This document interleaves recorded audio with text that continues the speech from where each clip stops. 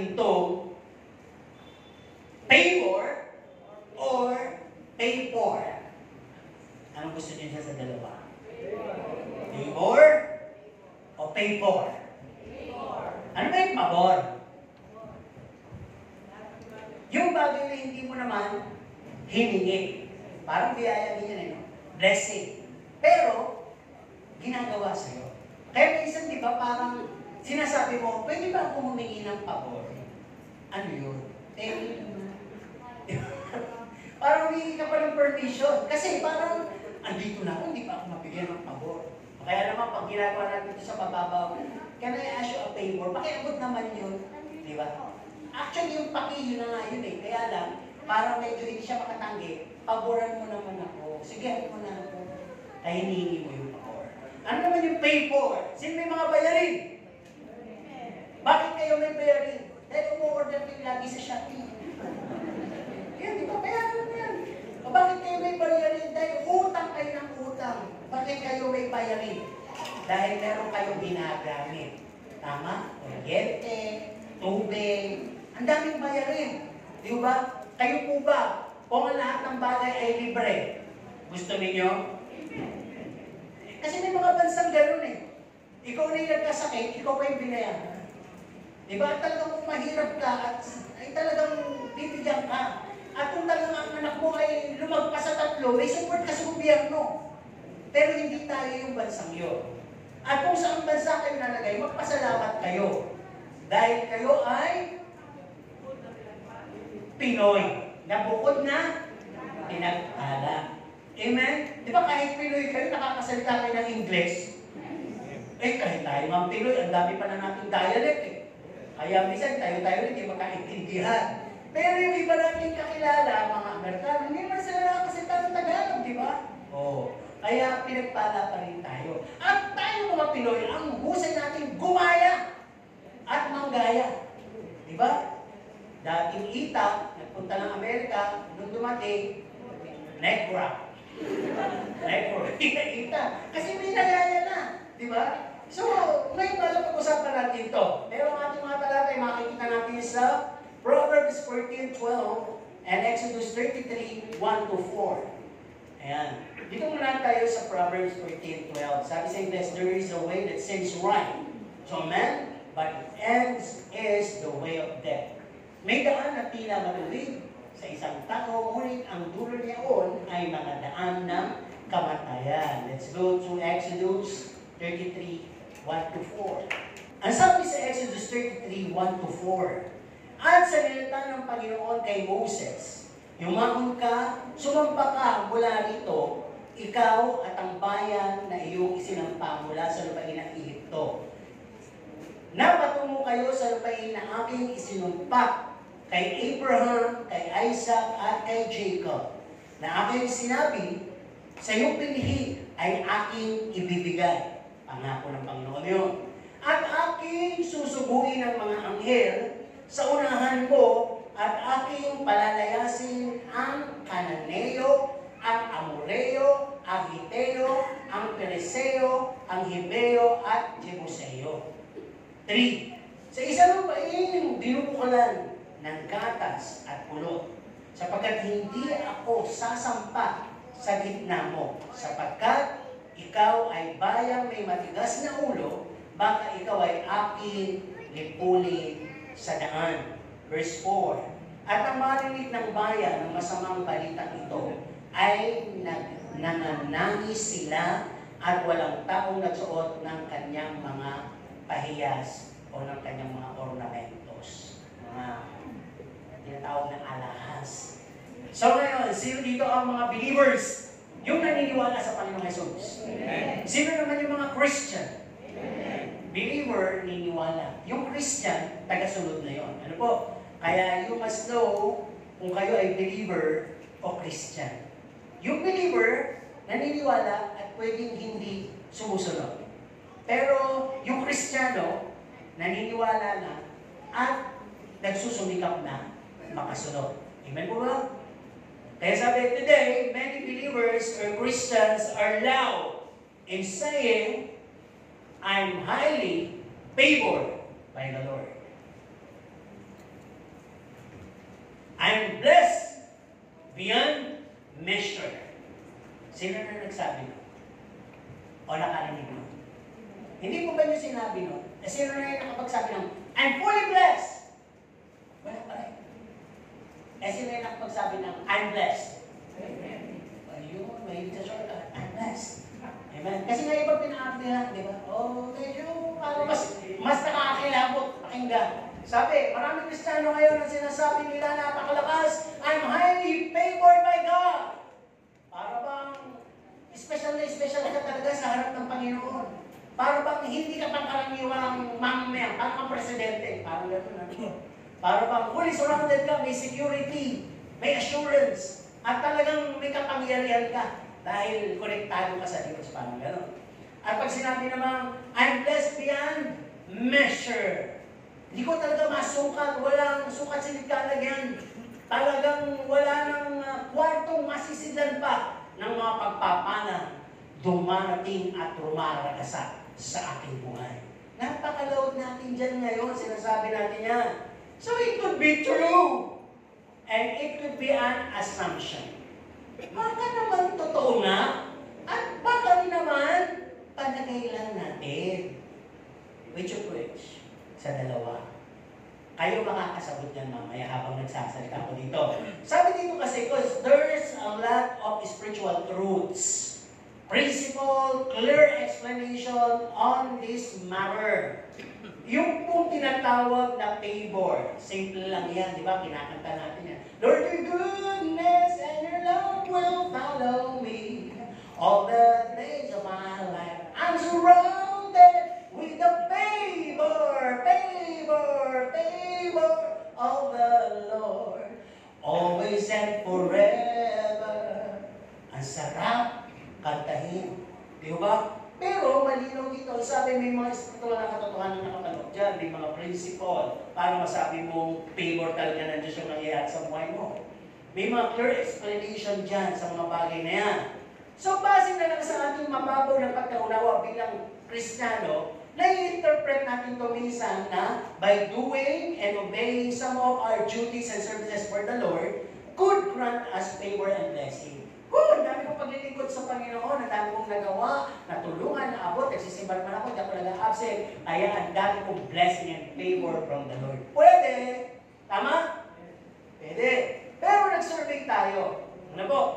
Tinanong natin, o nagtanong ako sa kung ilang tao at nilagyan ko na ng porsyento. Paano masasabi na ikaw ay highly favored and blessed by God? Subukan muna natin sa grupong ito.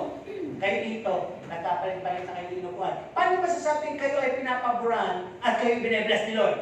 Dahil kayo ay asunurin. Kayo naman, nagmamahal sa Kanya. At kayo, nananampalataya, anak ng Diyos. Ganda. At kayo, faithful servant. So, ayon sa aking survey, yun ang tanong. Paano masasabing ikaw ay highly favored and blessed by God? No? Ito na yung response. 50 nagsabi, dahil ako ay active na sumisimba. 20 nagsabi, ako'y naglilingkod at sumasamba. 15 ang sinabi, ako'y nagbibigay. At 10 nagsabi, mabait kasi ako. At 5 lang yung nagsabi, dahil sa biyaya ng Diyos. Ang sabi nga dito, somewhere, so far, all of it are true. Totoo naman yan eh. Pwede kang i-bless ni Lord dahil sa pagsisigma mo, active ka. Pwede naman dahil naglilingkod ka, sumasamba ka, dahil nagbibigay ka, dahil mabait ka, dahil talaga sa biyaya ng Diyos, kaya ikaw ay napagpapala.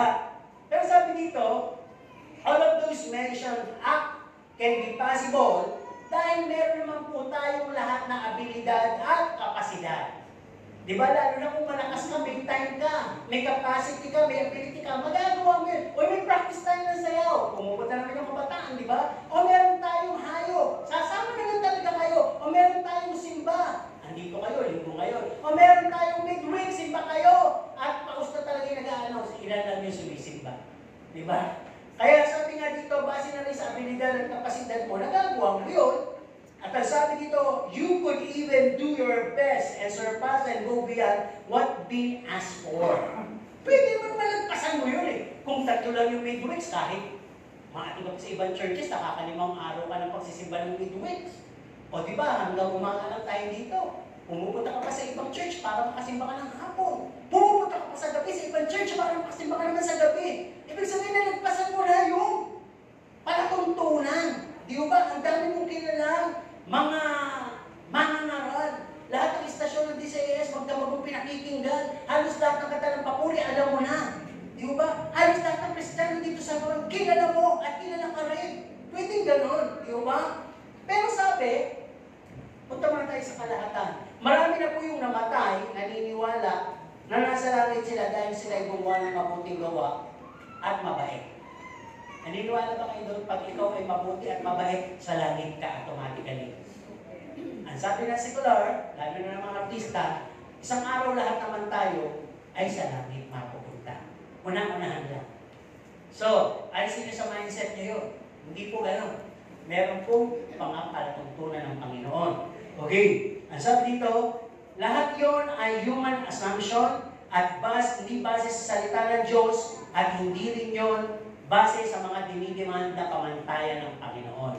No? We should find our way in His Son.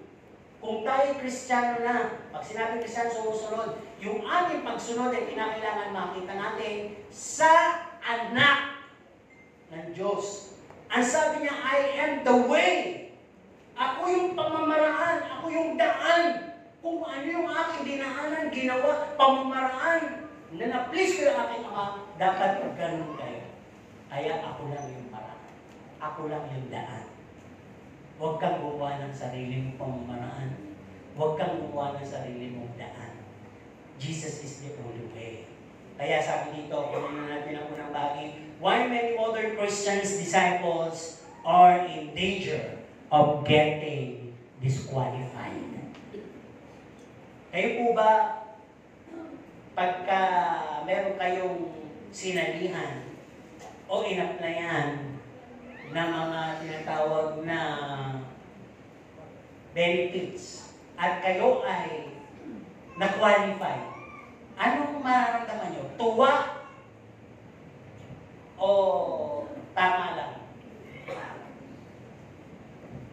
Wala akong kausap. Tuwa.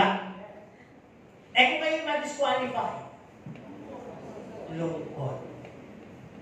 Amen po ba? Lungkot. Kaya nga, yung pinag-usapan natin mga bakit. Ang sabi, maraming Kristiyano pala ang madi-disqualify. Para bang nag-rap yung, uy, hindi ako nakasama. Disqualify. Bakit kaya? Number one. Lagi na lang ito number one, di ba? Lack of Bible reading and studying. Ilan na lang po naman talaga yung nagbabasa ng Bible at nagbubulay-bulay sa salita ng Diyos. Mostly nakikinig na lang tayo ng sermon. Hindi na natin yung binabalikan pag-uwi natin ng bahay. Ilan na lang din yung nananalangin at nag-aayuno, nagpa-fasting. Wala na masyadong gumagawa niyan. Dahil sa uling panahon, palatandaan talaga ng dadami ang mga food chains kainan. Ihuba at lilibangin ang sangkatauhan kahit ang mga Kristiyano para mahibang at makalimutan ang mga larangan ng panalangin, pag-aaral ng salita ng Diyos at mga pag-aayuno. Kasama po yun sa mga signs.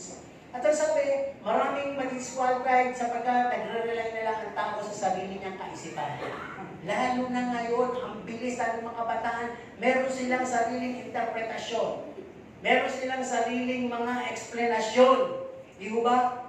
Pero lahat naman yun, kung magagalit yung mga boto ng kabataan ngayon, ang babaw. Di ba?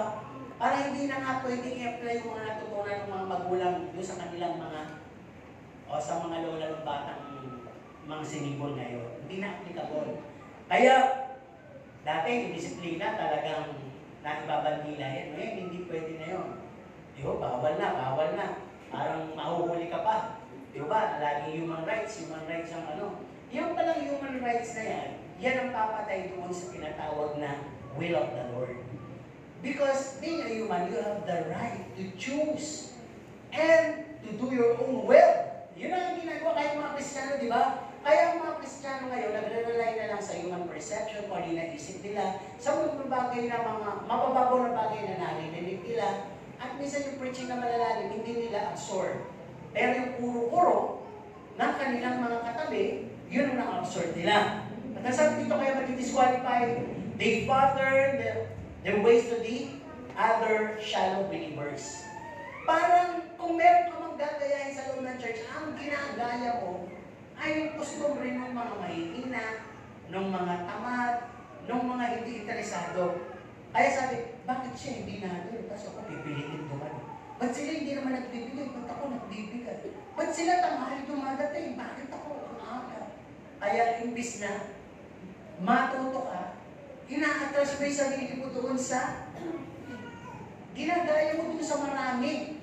Di ba sabi nga gano'n, talagang maluwang ang daan papunta sa kapahamakan. Ibig sabihin, marami talaga yung gagawa ng gano'n, pero makitid lang yung daan sa tama. Ilan lang yung magpupursige. Kaya yung pinasa natin unang talata, talagang gano'n. May mga pamamaraan, may daan, may akala na akala ng tao ay tama kahit naman na ng parte. Pero ang huli nito, ikamamatay mo. Ikahihiwalay mo pala sa Diyos yun. Di ba? At sabi din dito, minsan, gumagamit tayo ng verses ngayon, pero to defend and to support our philosophy and justifications. Ginagamit nga natin yung salita na Diyos, hindi na weapon sa kaaway, kundi weapon sa paniniwala natin at pansalantig kay pastor. Diba? Ginamit din niya ng kay Satanas, nasusulat. Ang Panginoon doon, nasusulat din naman. Kaya kung titignan po natin, ganyan din yung ginagawa ng mga modern believers. Bro naman ngayon, di ba kahit yung ibang pastors, wala na, sa Old Testament na lang yan. Hindi yung New Testament na tayo ngayon. You cannot separate Bible because Bible interprets Bible only. Hindi pwede ng mga theologians ng kailangan pala ang Bible. At ang pinaka-check natin sa ating sarili, may faith pa ba tayo? Simple lang yun eh.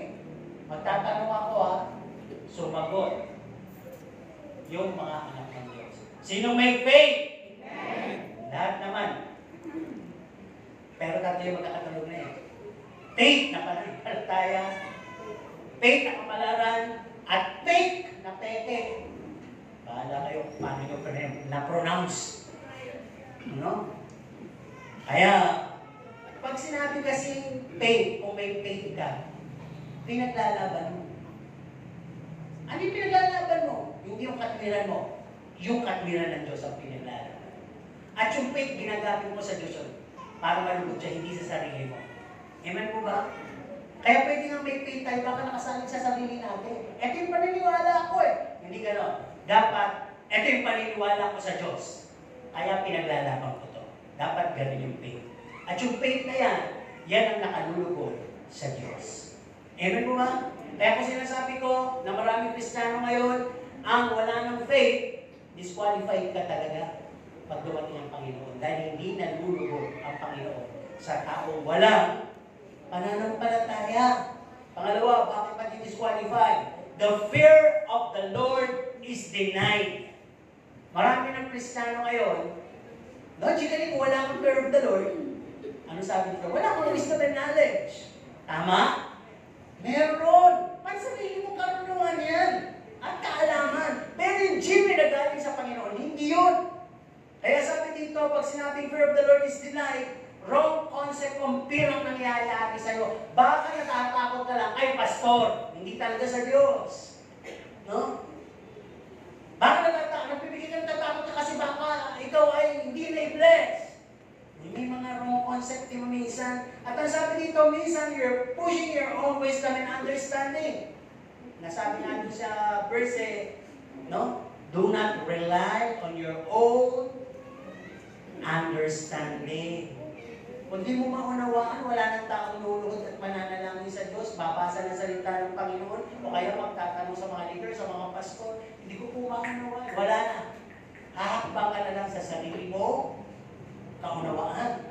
At sabi din dito, pagka sinasabing deny ng fear of the Lord, carry your own will and pursuits. Kung ano sa tingin mo, yung kalooban mo, kakayanan mo, at kaya mo, at gusto mo, gagawin mo. Parang gano'n na. May sarili kang mundo, oras, commitment, para bang mayroon tayo virtue, pursuits. Diba? Alam naman ni Lord na,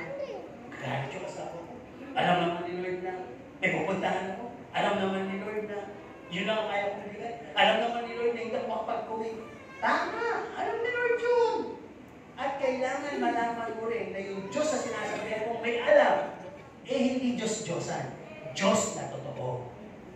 Kung ang tao na-disappoint, nalulungkot, nagagalit, ang Diyos marunong din ng gano'n. Ang Diyos marunong din magtampo, magalit, magparusa. Di ba? Kaya kung tinilang mo natin, ang palad natin, nabuhay tayo, lumitaw tayo sa grace period. Amen po ba? Sino natutuwa sa biyaya siya na buhay? Hindi sa law, sa panahon ng kautusan. Di ba? Ang hirap maglingkod na sa Diyos, may qualification. Di ba? Tapos yung mga offerings, pag hindi ayos, supok ka. Pati yung pari na walang kinalaman, nasusupok. Ibig sabihin, yung maling discernment, nasusupok. Samantala ngayon, di ba? Very abusive tayo sa grace ng Panginoon. Ano pa sabi dito? No? Fear of the Lord is denied, neglecting the assembly. Hebrews 10:25. Dalawa lang naman po yung kasalanan na mawawalan ka ng kapatawaran. It is the blasphemy of the Holy Spirit. No, may nag-i-speaking tongues sa dito, kumikilos na ang Diyos. Sa kalagitnaan, at denial ka pa rin, sinasabi mo, gawa-gawa lang nila. Baka naman tayo sa talos yan. Nag-pray ka na, nag-discern ka na, nire-reject mo pa. Yun, blasphemy ang Holy Spirit. Pwede ka mawala ng kapatawaran. Ano pa? Isa pang walang kapatawaran ay Hebrews 10:25. Nagiging gawin mo na nagiging opsyon mo lang ang Diyos. At marami kang panahon, ayaw mo naman dumalo. You are forsaking the assembly is one of the sin na maaaring hindi maipatawad sa iyo. Kaya pag binasa niyo pa yung preceding verses doon, wala nang haing matitira pa sa iyo. Di ba? Kasi pag binasa mo talaga yun, nakakatakot eh. Sabi doon, kakilakilagot ang mahulog sa kamay ng buhay na Diyos. Buhay na Diyos yung ating pinupuntahan, pinaglilingkuran. Hindi siya pwedeng opsyon. Di ba? Hindi kinakailangan na ang faith, hindi pwedeng sabihin ng mga miyembro na, nasasabi mo yun, pastor ka. Tama, pastor ako, lingkod ako ng Panginoon. Pero sinasabi ko pabalik sa inyo, lahat tayo magsumigang, hindi lang yung pastor. Lahat tayo ipaglaban natin. Kasi faith yun, yung ipaglaban natin. At ang sabi din dito, di ba? Kaya mati-disqualify ay deceive. Sino mo ba yung nadaya? Ako minsan, tinigil ako rin kakabili sa Shopee. Saka kayo, naging maingat ako. Pag tinatapo ko yung aking pakete, ginugupit ko yung pangalan ko sa minamarkahan ko ng pental pen. May dumating dyan. Wala ako eh. Tinanggap naman nila. Pero nakapano man nila walang laman. Eh kasi minsan gano'n, babayaran ko na ng asawa, tapos babayaran ko sa kanya pagka-balik. Ngayon ako sabi ko, ba't napakamahal? Wala naman ako in-order na naman pamahala. Hindi ko matila sa akin, kinapaka pa ako, wala man lang. Ano to? Binuksan ko kagad. I wonder, wala naman ako in-order na mahal ng ganito. Ano ba to? Ginupit ako. Habang ginupit ko pa lang, ginupit ako na ipa. Tinakta ko, puro ipa. Ang laman. Diba? Kaya sabi ko, sana nung nararamdaman yung walang laman, i-reject niya na. Di dumating yung nag-deliver. Kuneto namin. Eh, punta nyo na po dyan sa office. Dyan lang. Dalawa na. Parang gano'n. Hindi na. Pero next time, sabi ko, wala ko yung order na lumalagpas na 500. Wala ko yung order na gano'n. Kaya pag meron, reject mo na. Kaya nung isa nandyan, hindi ba din pumunta? Nireject ko na po. Eh, mayroon pa akong mga order na hinahantay. Ako ba ako na-reject ko? Pero ako naman, takot din. Ako na nagsabing, paki-reject na. Kasi minsan, nireject ko na po. Minsan, gano'n yung sinasabi namin, nireject ko na po. Gusto ko naman sabihin, wala mga reject. Di ba? Bakit mo kasi yung aking in-order, na-reject na lang, na-reject. Okay, tuloy tayo dito. Deceive! Yun yun, kaya ko na mo ito. Thinking it's all God's favor, chasing me. Woo! Hinahabol ako, pagod na pagod ako, hinahabol ako yung pagpapala ng Panginoon. Tanong ko, sino pinagpala? Sabi ko na nga ba, daming disig eh. Diba? Bakit? Malalaman yung mamaya. Ang sabi dito, don't they know at the back of their mind that they are wicked? Alam mo naman sa sarili mong masama ka eh. Na hanggang ngayon, chismoso ka. Na hanggang ngayon, nagsasalita ka sa likod ng kapwa mo at galit ka rin naman kay pastor. Alam mo yun! Pero pinagpapala ka, di ba? Kaya patuloy mo yung ginagawa. Tulog ka ng tulog! Alam mo yun! Kahinaan yun eh. Pero pinagpapala ka. Buhay ka pa din. Di ba? Gumagawa ka ng pandaraya sa trabaho. Di ba? Sa kapwa. Nang-aargabyado ka. Nagpapakapilyo ka. Bully ka rin naman. Pero pagdating ng linggo, banal ka. Pinagpapala ka, di ba? Kaya marami nananalangin ng ano? Nagpapasalamat kami, Panginoon, dahil kami kahit na hindi matuwid, ay patuloy mong pinagpapala. Naririnig ngayon yun. Ngayon naman pala eh. Kahit hindi kami tapat sa'yo, nananatili kang tapat. Namumotivate tuloy iba. Kaya pala kahit pala hindi tayo tapat. Yan, disig yun, ano po? At ang sabi nito, kahit alam mo, malulang ka. Malamlang. Ano yung malamlang? Maligamgam. Pero pinagpapala ka. Diba? Wala. May time ka naman sumimbang kahit nigris. Ayaw mo lang talaga. Malulang yun. Ouch! Sakit, diba? But I should tell the truth. Alam mo naman yung paratutunan ng Panginoon, pero ayaw mo bumigay. Doon. Nag-iisip ka pa. Malulang yun. Kaya mo naman ibigay yung pagpapatawad, yung pag-ibig sa kapwa mo. Pero mas pinipili mo yung pride. Malulang yung ganong Kristiyano. Ibig sabihin, malahi na yun. No? Tayo sabi dito, dahil nga, hindi humihinto ang pagpapala ng Panginoon. Tuloy-tuloy ang taas ng sweldo, tuloy-tuloy ang promotions, tuloy-tuloy lahat. I'm fully blessed! At kahit alam mo sa sarili mo na ikaw ay magnanakaw. Alam mo yung context nun. Pero pinagpapala ka ng Diyos. Tama naman yun. Pinagpapala ka. Tama yun. Mamaya malalaman nyo. Kaya pala deceive. Di ba? Pang-apat, bakit madi-disqualify? Ito yung masakit. They lost the authenticity. Ano yung word na authentication? Authenticity. No more heart passion. Parang ipeso. Naglilingkod, marunong, mahusay, mga pagod. Pero walang puso. Kaya lang. Walang puso. Kaya sabi ng Panginoon, bumalik ka sa init ng pagmamahal mo sa akin.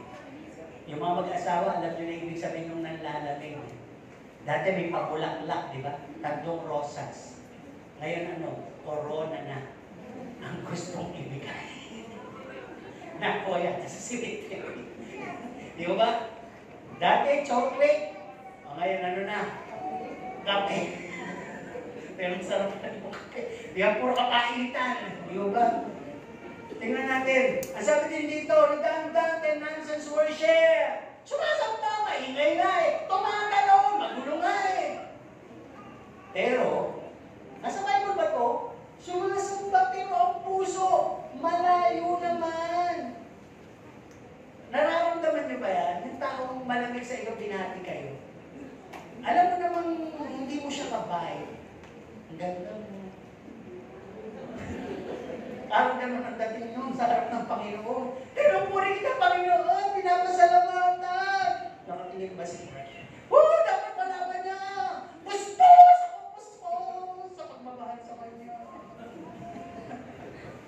Alam niyo yan, gawa. Di ba papansin, lahat na lang nagawa mo sa Panginoon, papansin sa ibang tao. Pero hindi talaga yun. Sabi ng Diyos, ang Diyos, discern yun eh.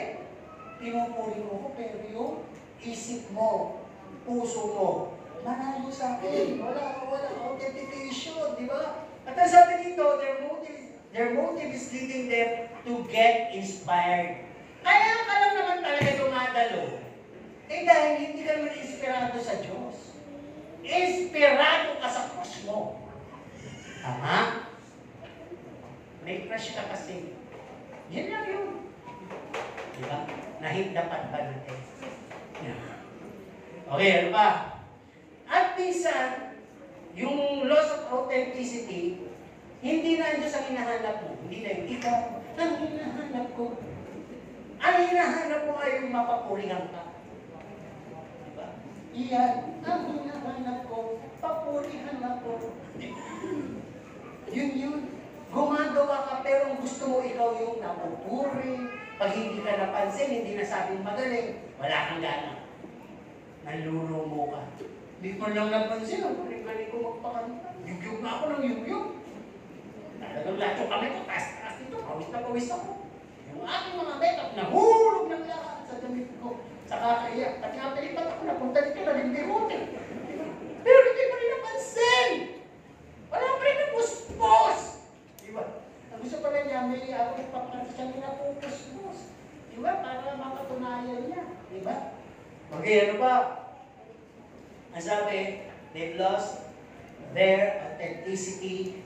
They live in option and compromise. Even to forsake Christ, even to neglect His presence. Marami ng Kristiyano ngayon, option na lang ang Diyos sa kanila. Kasi nga, ang nasa mindset nila, ang Diyos, mabait.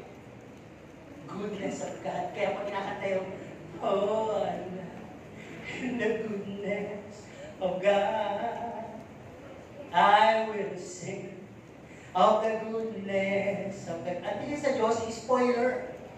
Di ba? Mamaya tayo. May papakilala ako sa inyo, assassin. Ano din pakikilala? Sabi niyo ba, asin? Assassin. Pwede pumatay. Sino gusto dito ang ma-assassinate? Katulad ni Ninoy. Magiging namang bayani, di ba? Wala. Napanood po ba niyo yung Sleeping with the Assassin? Natutulog ka kasama mo pala yung papatay sa'yo. Kaya ingat kayo sa asawa niyo, huwag yung binubungan nga. Maging mabait. Diba? Joke lang. Tuloy tayo dito. Kaya ko sinasabi yun. Ang sabi nga dito, no? Marami kasing Kristiyano ang ano ng Diyos to eh? Kung talagang Diyos ba siya ng buhay mo? O Diyosa ang talagang nauuna sa'yo? Diba? Tuloy na tayo dito. Pangalawang bahagi na tayo. What God had offered Moses and the Israelites. Puntahan natin yung Exodus 33, 1-4. Makikita natin dyan sa unang versikulo. Ang sabi niya, Moses, ikaw at yung mga nilabas mo sa Egypto, pumunta na kayo doon. Sumamba na kayo papuntang Kanaan. At ibibigay ko sa inyo ang aking pinangako na lugar na inaapawan ng pulot, gatas at pulot. Tama? So, yung una, yung promise of Abrahamic covenant, kasama tayo doon, kasama tayo. Na, ang sabi, magkakaroon ka ng maraming anak si Abraham, kasama tayo doon. Di ba? At ang sabi nga, binanggit kay Moises, yung pinangako ko kay Abraham, kay Isaac, kay Jacob, ay ibibigay ko sa inyo yung bansang yun, o yung lugar na yun, pumunta na kayo doon. Di ba? So, meron ng promise. Ang sabi, pangalawa, yung provision. Binuin nyo yung provision. Yung pupuntahan nyo ay lugar na may kasaganaan doon. Sigurado. Nakita naman natin, doon sa istorya, mula nung nilabas sila ng Panginoon sa Egypto, pinakain sila ng mana at ng karne. Kaya may provision, may pagkain. At may protection pa. Diba? Ano yung protection? Ang sabi, protectionan ko kayo laban sa mga Cananeo, sa mga Amoreo, Hiteo, Periseo, Hibeo, at Jebuseo. Kanino pa? Protection. nakasalubong nila? Kaaway.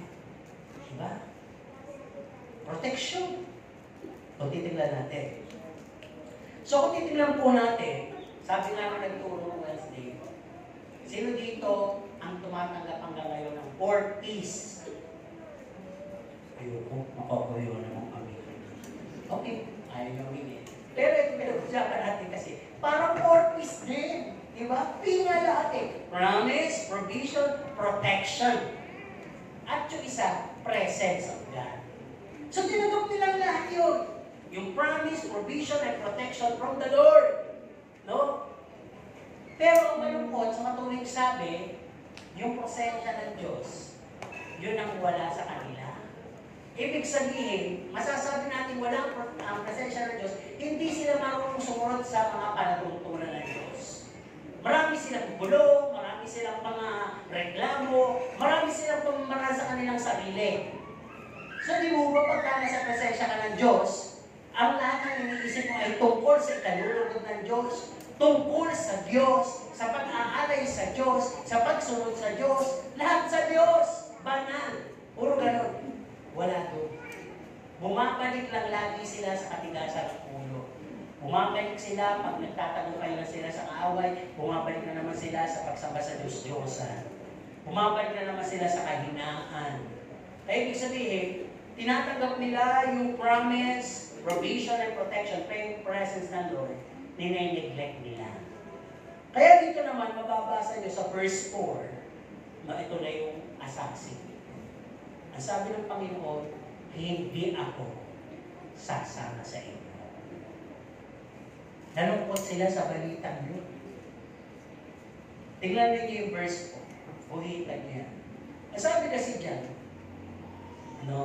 sa 33 verse 4, sabi, 3 pala. Sa isang lupain, binubukalan ng gatas at pulot, sapagkat hindi ako sasampa sa gitna mo, sapagkat ikaw ay bayang may matigas na ulo. Binigyan ng babala, di ba? Ngayon, ito yung nakakatakot na sinabi ng Panginoon, kaya ayaw niya sumama. Baka ikaw ay aking lipunin sa daan.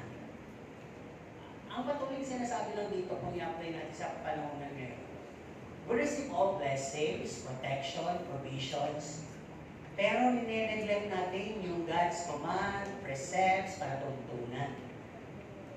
So, sa tingin nyo, kasama niyo pa ang Panginoon along the way sa buhay Kristiyano? Marami hindi na. Hindi na sumusunod sa Panginoon. Pero, akala na po libre sila kasi nga, merong protection, merong provision, at may promise na pinangahawakan. Pero dito, kung babasahin mo yung verse 3, sabi niyo sa kanila, hindi ako kasama niyo, dahil baka lipunin ko lang kayo sa daan.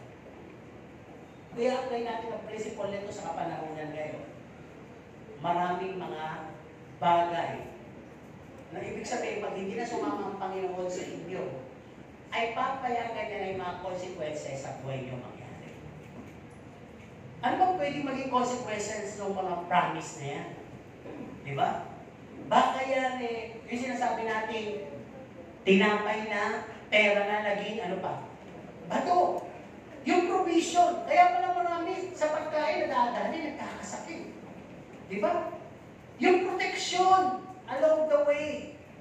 Dadating na yung mga manloloko sa buhay niyo. Dadating na yung mga bagay na kaaway ninyo. Dadating na yung mga manlalakit sa inyo, mga bubuli sa anak niyo. Dadating na yung lahat. Kahit na mga kapatid mo, dadating na sa iyo, who will go against you. The consequences na hindi mo na kasama ang presensya ng Panginoon. Kasi kung kukunin natin yung presence ng Panginoon, it goes with the righteous. At yung kanta, the righteous are bold as a lion, the wicked flee. Eh hindi ka na righteous because the presence of the Lord is no longer accompanying you. Kaya kitang-kita na nakaaway na bukas na. Para bang mahihina na sila, pagod na sila. Masyado na silang lulong sa pagpapala. Masyado na silang paniwala sa pangako. Masyado na silang busog. At akala nila, tiwala Kaya ayun, pinabayaan nila ang Diyos nila. At hindi nila alam, ako na ang pumapalit na nagiging Diyos ng kanilang buhay. Paano nangyari yun? Balikan natin ang Matthew 4, chapter 4. Nantoksohin ang kaaway si Jesus. Sa huling tukso niya, sinabi niya, lumuhod ka lang sa akin. Ibibigay ko sa iyo lahat ng nakikita mo. The glamorous world. Sino na magbibigay? Si Satanas. Si Jesus kinukumpira sa isang mananampalataya, sa isang Kristiyano, sa isang anak ng Diyos. Tayo, na tinutokso ngayon. Wala ka sa presence ni Lord, pero puno ka ng pagpapala. Wala ka sa presence ni Lord, pero busog ka, kumakain ka na hindi sa 3 beses sa araw. Wala ka sa presensya ng Diyos, pero naproprotectionan ka. Bakit? Tinanggap mo na kasi. Di mo man literal na ginawa. Lumuhod ka sa kaaway. At ibinibigay niya na ngayon yung glamoroso ng Diyos sa iyo. Para madaya ka. Diba?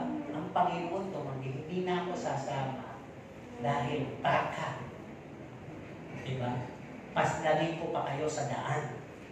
Diba? Bakit papaslangin ng Panginoon sila sa daan? Wala, ang titigas ng ulo nyo, ang titigas ng leeg nyo. Para siguro kung pangtamang mentality, puro na lang yung pangako ko, puro na lang yung pagpapakain ko sa inyo, puro na lang yung protection, pero yung pagmamahal nyo sa akin, yung seriousness nyo sa akin, yung paglilingkod nyo, hindi totoo.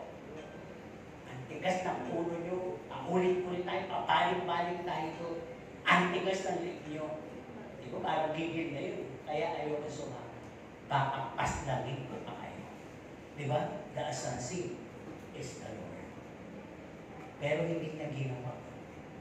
Ang nakakatuwa dito, no, bago natin ibigay yun, yung Diyos na yun, na nagsabi, ay ang Diyos na kahapon, ngayon at bukas.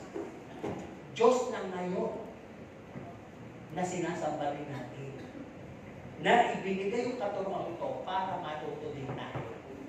Tayo hindi naman nakikinabang, nangangako. O sige nga, ang sabi dito, no? The God that blessed them also blesses us, and we are included in the Abrahamic covenant. We are provided with foods, and we are protected. Tama naman, di ba? Pwede sumigaw ng amen. Yung mga pinagpala, pinapakain, pinoproteksyonan. Amen. Ngayon, sabi dito, now, coming from us, what then can we offer Him back? Sige nga, inamin yung lahat. Oo, pinapakain kami, may pangako ang Diyos eh. Dadali kami sa langit, sa araw. At pinoproteksyonan kami. Ngayon, yung magagaling sa inyo, ano kaya? All that we are. Ano yung pwedeng galing sa'yo? Nakikita mo ba ang sarili mo as living sacrifice, holy and acceptable? Pag nag-ahay ka ba na sa sarili mo sa Panginoon, ay talagang nililinis mo at ginagawa mo kaalaya o basta makapunta ka na. Kahit nakapadyama ka, kahit hindi ka nananda, kahit wala ka na, basta makapunta ka na. Talaga bang buong puso, wholesome ka talaga? O nag-aalay ka lang physically, pero puso mo ligaw? Yun yun eh. Ang Diyos, na kasama natin ngayon, sinusuri tayo. Kala nyo, si Pastor na, hindi mo, sinusuri tayo. Mula sa pinaka-hibla ng buhok natin, hanggang sa dumadami na dugo sa atin, sa ulo hanggang talampakan, pinapakiramdaman tayo ng Diyos. Alam ko nakikiramdam tayo, sabi ng mga mukha. Yung pakiramdam na yan, ay yung pakiramdam na tatamaan na ba ako? Iba kasi tinamaan eh, nakaganito eh. Tulog na. Yung iba naman may tama. Galit. Yung iba. Kaya maganda yung tamaan tayo. Diba? Ibig sabihin lang, malambot pa rin ang puso natin. Okay, tuloy dito. Yung mundo galing sa atin, sabi dito, body, mind, soul, and spirit life, our talent, effort and services, talagang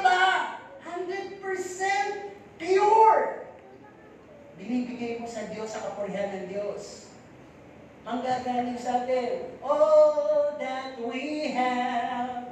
Yaman mo, kayamanan mo, alusugan mo, tithe and offering mo, time and commitment mo, puso mo at buhay mo. Talaga bang binibigay mo sa Diyos? Kasi nung panahon na yun, ang bahay binebente. Mabigay lang sa paglilingkod. Talagang naglalakad kahit nakaya pa. Diba? Kahit kasi Abraham, buhay ang hinihiling, binibigay. Diba? Kaya nakalalahat yung mga bagay na yun. Ano sabi ni Hope? Hubad ako tumating. Hubad din naman akong babalik. Kaya anong karapat akong iuwi ka? Oo, ano bang bagay na dumami sa akin? Dumami kasi yung kanyang ari-arian, di ba? Lahat iwaman siya. Pero kinuha, sinubok siya. Pero nung napatunayan, na inacknowledge siya na wala talaga, walang galing, walang haling sa akin. Wala. Diba? Kaya binalik ng Panginoon. Mas marami.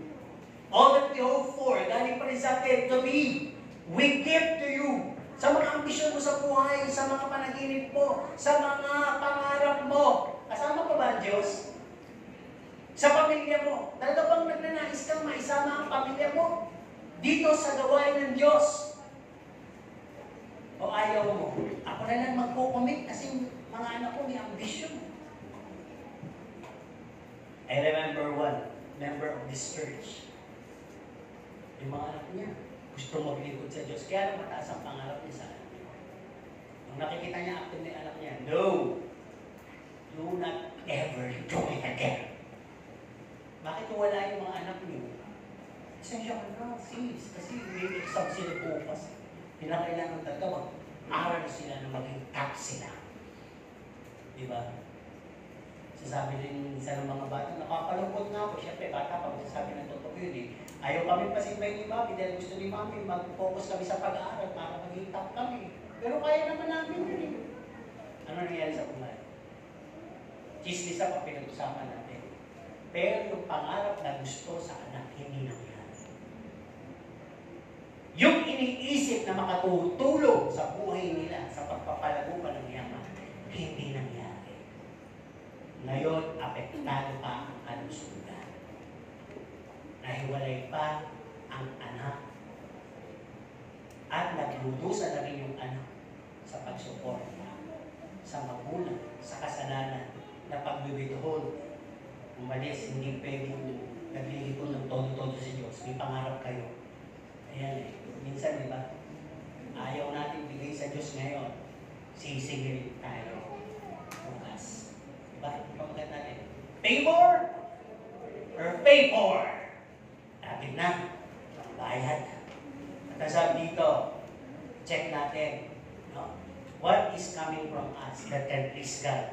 Yung pwedeng obedience mo ba? Totoo. O pwedeng fake obedience. Sumusunod ka pero nagdadamog ka. Sumusunod ka pero galit ka. Sumusunod ka pero naiinis ka kaya hindi maganda ang resulta ng gawa ko. Pwedeng ganun, di ba? Siyempre mo ba masunurin? Hello? Si Cain? Oo, parehong sumunod. Pero kanino natuwa ang Diyos? Sa hain ni Abel o ni Cain? Because Abel doeth diligently ayon sa palatuntunan ng Diyos. Sa hiniinging pamantayan ng Diyos. Eh si Cain bulagsak. Basta. Unang bunga. Hain ko na lang po sa Diyos. Ay, walang dugo ito. May daktaro na ito. Diba? O, may mga lupa kayo ba? Galing niya sa lupa. Alam ko na. Para ka nagbibigay ng mga lumang pera. Magkakasulit naman yan. Yung mga ganong mga katwiran mo sa Panginoon. Sa pastor naman makikita pa. Yung mga mindset na nagpapakawa, nagbibigay ng wildness sa atin, sa ating attitude in giving offerings and sacrifices to God. Diba? What pleases God? Yung love mo ba ay talagang passionate pa?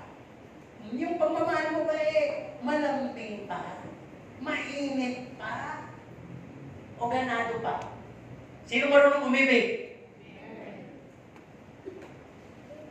Alam ko yung mga naniligaw ngayon, matamis ang pag-ibig niya. Mainit. Oo, hindi na yan tumutulog eh. Hindi na nakakaramdam ng pagod. At kahit nandito sa church yan, ang iniisip, yung mahal niya. Ganun talaga yung iwaga ng pagmamahal. Pero, yung pagmamahal mo sa Diyos, ang ating pinag-uusapan, mahal mo ba ba ang Diyos? Diba? Di sumagot? Wala. Mahal mo ba ang Diyos? Diyosan.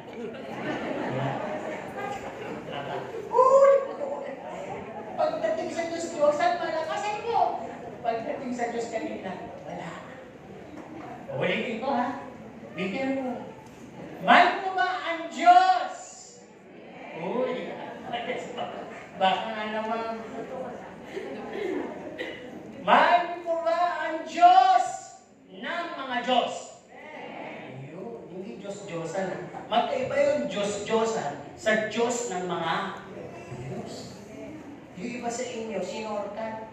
Hirap naman bangitin, Diyos ng mga Diyos. Diyos-Diyosan na naman. Kanya yun pala ang sinasamba na yun. Kasama sa Diyos-Diyosan yung sarili. Kasama yun. Okay, sabi dito sa what pleases God. Sisi ka ba ba ay diligent?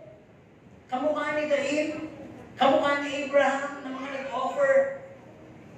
Ano sabi kay Abraham? Ano yung anak mo? Si Abraham ba nagtampo? Lord, give me 2 days, iyak mo na ako. Give me 1 week, iyak mo na ako. Ay, Isaac. Magbihis ka na. Bakit? Bakit? Oh, gulo ng Abraham. Pumilig ka sa Diyos na huwag kang kulit.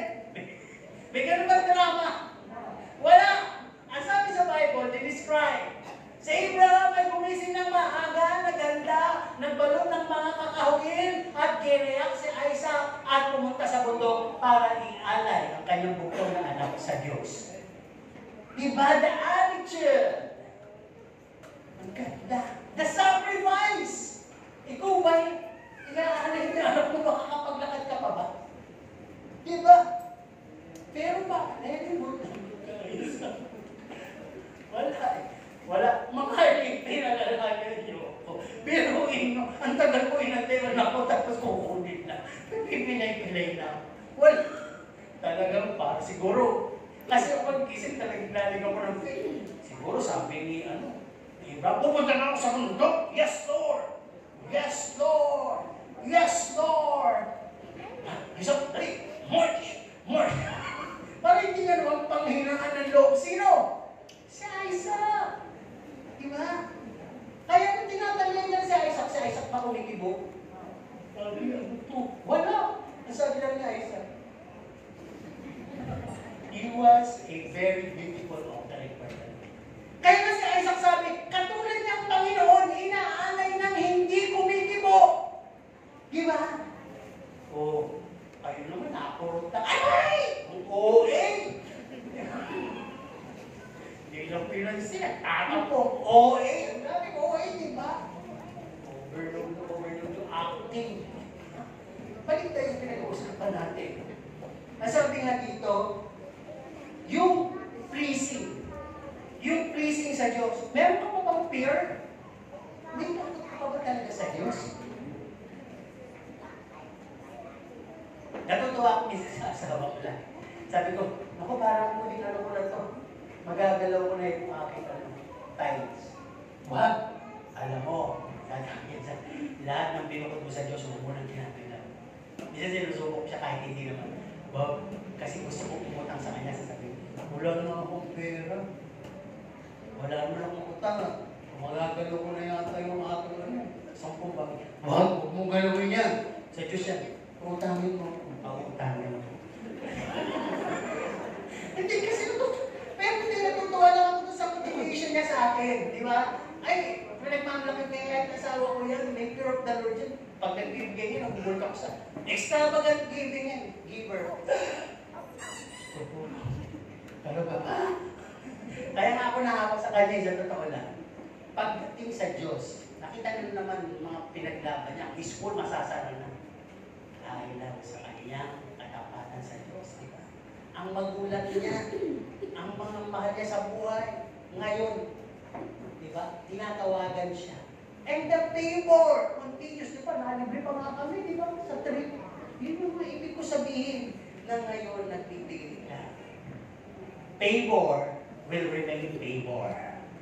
Pero yung favor na inaakala mo ngayon at sinasamantala mo, isang araw, favor ka. May pagbabayaran ka.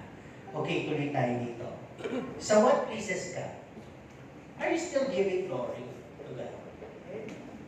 All the glory. Kanino daw dapat mabigay? Sa Diyos. Alam nyo, yung glory kasi akala lang natin, pag sinabi glory, parang kalawalatian. Yung kalawalatian sa Old Testament, bumababa eh. Pero may dalawang misyon. Yung hipuin ng mga taong pagpalain at sukukin yung mga hindi nakakasunod sa kalatuntunan. Kahit basahin niyo, bumababa yung alapakap, lalo na doon sa nag-o-offering na lingina. Diba? At pag hindi tama yung offering, kikidlatan yung paraseo, patahin. Sunog na sunog siya sa loob. Okay, tuloy tayo dito. Kapag na bahagi, further teaching on Exodus 33, verse 3. No? 1 to 4. Sabi ko nga, parang purpose yan eh. Promise, protection, provision, presence. Sabi niyo, meron kayong tinanggap na pangako. Sino dito ang may pinanghahawakang pangako? Just give me the verse. Ano yung verse yun? Dito, ano yung verse ang mga pinanghahawakan nyo? Kawawa kayo pag wala kayong pinanghahawakang pangako ng Diyos. Wala! Buti siya meron. Di ba? Sasakay na lang din ako sa'yo. Dito! Tama, yan ang mga example ko. John 3:16. Kung sino mang kumilala, hindi mapapahamak, kundi magkakaroon na kayo ng pangako pinanghawakan nyo. At least sila dito may 5, dito may 1. Dito may 2, dito may 1. Iba! Wala. Sige, ulitin natin ha.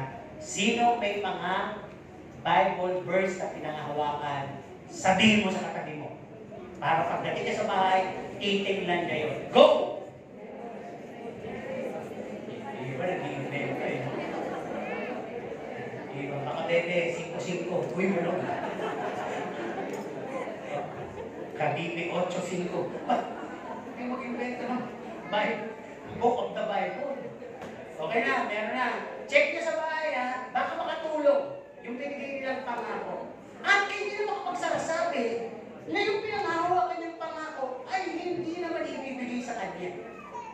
Nakuha niyo? Hindi kayo nagtaka doon sa sinabi ko. May binigay mo bang verse? Yung katabi niyo?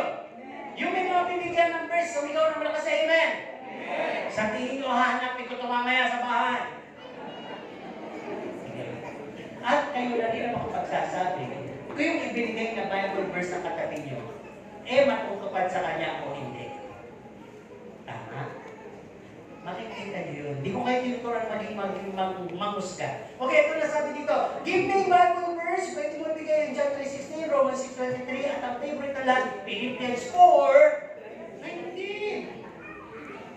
Nasabi dito, lahat naman tayo protection na ng Panginoon sa travel, habang natutulog, naglalakad sa dilim, habang kumakain, umiinom, at kung may dadating na mga kaaway, kaya tayo protection na ng Diyos. Amen? Ngayon, at may provision ng Panginoon. Sino kumakain ng 3 beses at higit pa sa isang araw? Sabi ko na nga pa eh. Daming blessings. Now, pag-usapan na natin yung presence. His presence is what most of us are neglecting. Pakinggan nyo itong mabuti, itong part na to. Sabi kasi dito, am I having fear at His presence? May reverence ba talaga ako sa presensya ng Diyos? Am I really nearing to God? Kasi sabi, draw near and He will draw near. May devotion ba talaga ako? mas maraming TikTok at Facebook scroll. Am I really seeking His presence?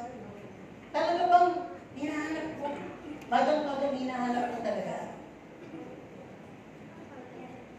Sabi, am I interested to feel His presence? Talaga bang nakaupo ako dito at pinakikiramdaman ko ang presensya ng Diyos? At sabi, is it that so important for me to tarry and never go unless I feel Him? Talaga bang okay lang sa akin magtagal dito sa loob, mag-antay, at maramdaman talaga yung kilos niya? Diba? Yun yung tanong, para malaman natin sa presensya ng Diyos. Kung inda o hindi. Or, sabi dito, it's just okay for me. Okay na lang sa akin. Mamiss at mag-absent at magpabaya sa araw ng Diyos. Alam naman ng Diyos na may bagyo. Ibigay-bigay kasi siya ng bagyo. Tapos, nilagnan niya pa ako. Tinusok ko yung ipin ko. Ito, hindi ko makaatin. Oo, iba. Yung iba, hindi man ganyan, pero ganyan gusto break. Ituloy tayo dito. Marami nang galing. Nakita ko si mga tigil sa akin. Oo. Ako iyon. Ako lingkod lang. Okay, tuloy tayo. Ang sabi, marami nang disrespeto at gumagawa pa ng kababalagan sa loob ng i-istorbo pa sa iba. Nakikipagkwentuhan. Hindi na lang ito. Uy, hindi mo napansin? Minsan nagplano ako ng video, ang lakas! Nagkwento-kwentuhan talaga. Ano kayo pinagkwento-kwentuhan? Marami ako narinig eh. Sinurvey ko, ito yung mga narinig ko. Sabi ko, pati mamaya, ano mo, kung nagkwento mas bahay, magpapakutang mo ako. Okay mo na ako sasagutin. Maraming ko sa'yo. Ang dami kong narinig. Okay, galit kayo. Eh, kayo maingay eh. Ako ba lang pinakikindag ko yan? Tanong ko kay Saka. Pinakikindag ko yan. Ako, maghapon na lang dito, nakaupo ako. Tinitin lang ko. At minsan, ayaw ko na rin pakinig dahil tinatamaan din ako. Diba? Nasabi ko ba talaga yun? O, diba? Parang gano'n lang yan. Okay, tuloy tayo dito. Medyo masakit. Okay lang ba sa akin? Okay lang sa akin mali. Okay lang sa akin umuwi ng maaga. Pagkalagsik ko naman yung 3 P's. Promise, provision, protection. Pero yung presence na saan? Iniwan. Yun. No? Ano yung meron ng motivation dyan? Nasaan ba ang pamantayan mo na ikaw ay late na? Minsan nagbibis kami, di ba, kakayan mo kami nga minsan dito. Amok ang mukha na kanina, pagbalik ko. Kasi pag maano talaga ako, magmamano ako. Eh pag marami na, Diyos ko po, ang dami kong mamanuhan. Kaya pagpasok ko dito, sana sabi ko na akin, late na ako. Marami na. Kasi nasasabi ko sa taas, mano ko sa lahat, di ba, bati sa lahat. Hindi ko na magagawa sa dami. Pag gano'n, late na ako talaga. Di ba? Paano masasabing hindi ka late? Sige nga, tingnan natin para ma-motivate. Dito, paano mo masasabing hindi kayo na late? Maaga kayo, tama. Tama ka naman. Paano masasabing hindi ka late? Hindi nga ako na late. Parang ka na. Kayo, paano masasabing hindi kayo late? Ano yung mga palatandaan? Wala kang tao, tama. Kayo naman, ito unang dumating kanina. Paano mo nasasabing hindi ka na late? Siya kasi ang nagbukas ng pinto, kaswerte ng grupo ko. Ay naman, paano nyo nasabi hindi kayo na late? Wala pa masyadong sasakyan. Ay, daling araw yung gano'n, di ba? Na-traffic lang sila, okay? Paano mo naman nasasabing late ka na? Ayun, wala ka nang maupo sa likod. At pag pumunta ako sa harap, obvious. Diba? At pag masasabi mong late ka na, ay dahil ang dami mong inasikaso at bumambala sa'yo sa bahay. Hinanda mo na yung dami mo para bukas, pero namalansya ka pa ng pito. Hindi mo alam kung ikaw ba ay grapes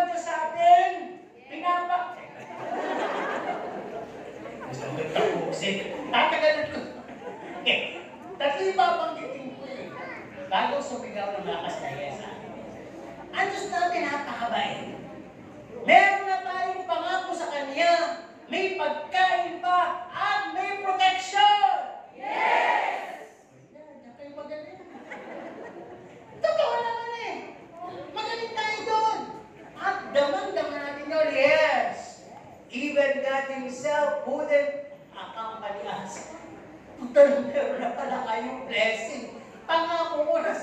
na ang proteksyon. Pero ako mismo, yung proteksyon ko, di nyo kinasabihan. Sabi ng Diyos. Kaya ako, hindi sasama sa inyo.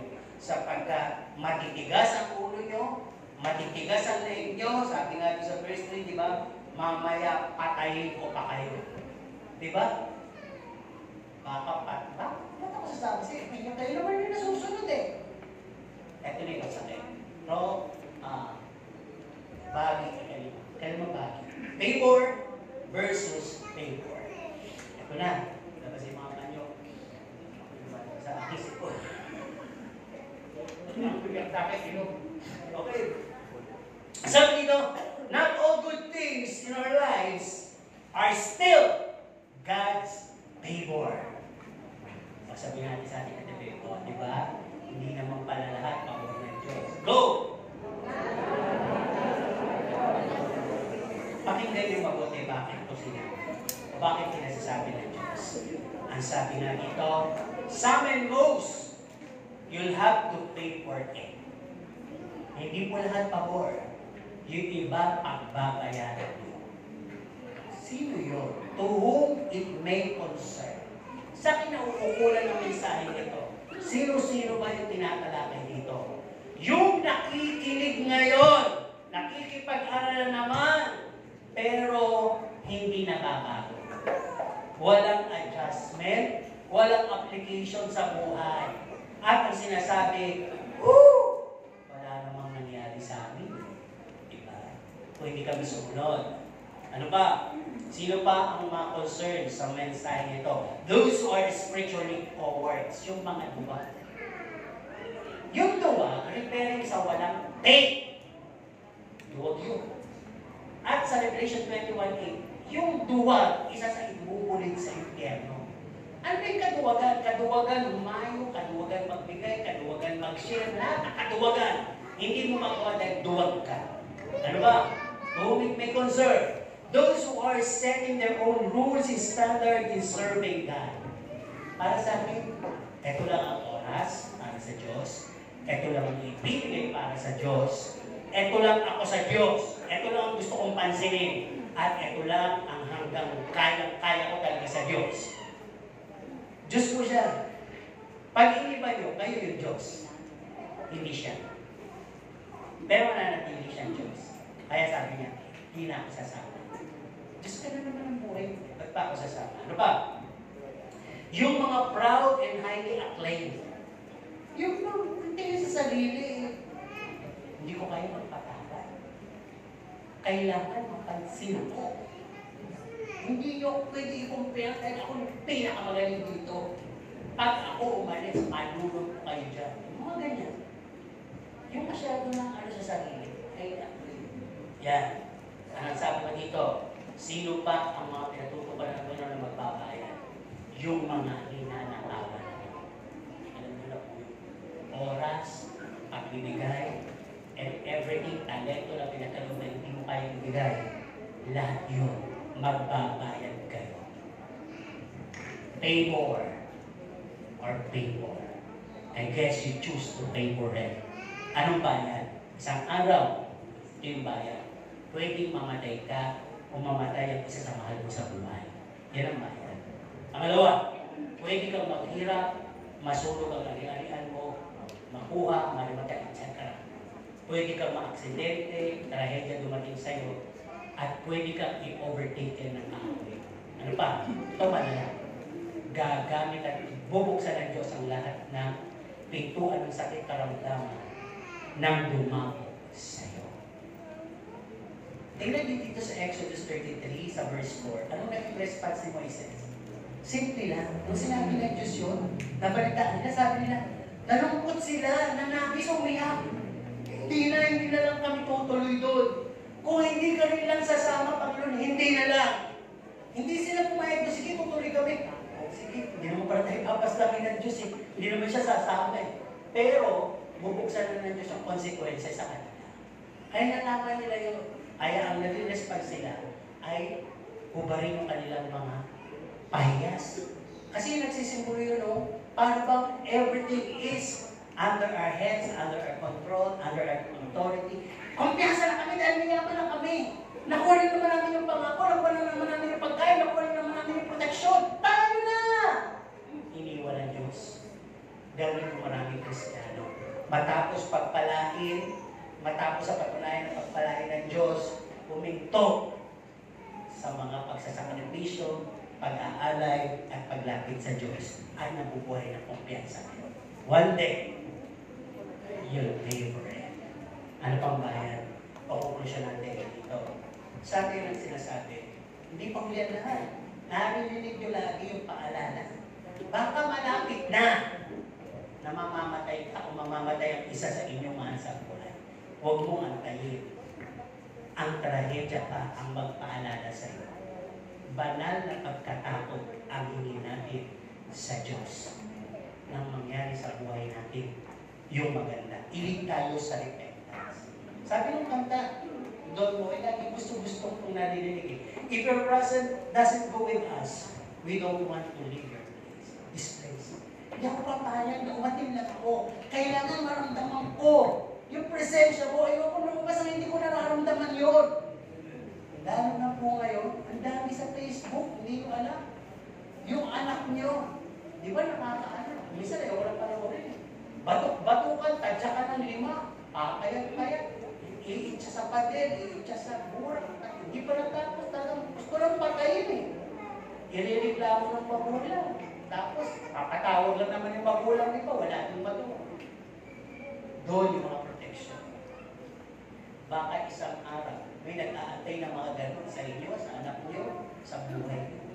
Yung bigla na lang nasunog, bigla na lang naguhan ng lupa, bigla na lang na-aksidente. Di ba yung na-aksidente na nasa likod lang, nakakarata, tingnan mo, na-view. Yung mga ganun bagay, hindi natin alam. Why? Because you claim all the blessing, the provision you claim, the promises you claim, but you leave God's presence. Nagne-neglect ka sa presensya ng Diyos. Alam niyo, wala lahat yun. Pinakamahalaga lang doon sa purpose na yun, yung presence ni God.